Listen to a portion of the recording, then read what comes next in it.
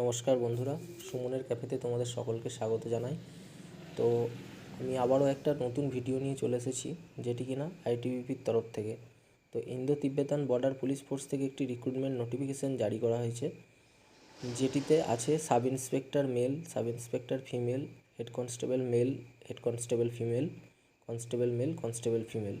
তো total vacancy রয়েছে 526টি, যার মধ্যে এসআই পদে রয়েছে 92টি এবং হেড কনস্টেবল পদে রয়েছে 383টি ও কনস্টেবল পদে রয়েছে 51টি পোস্ট।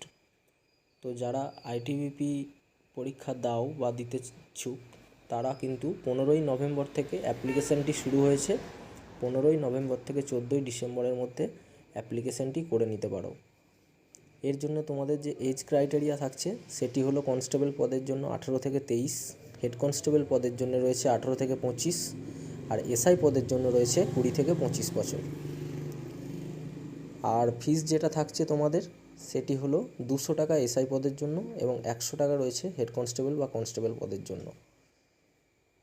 ফিমেলদের কোনো ফিস লাগছে না, আর এসসি এসটিদেরও কোনো ফিস লাগছে না।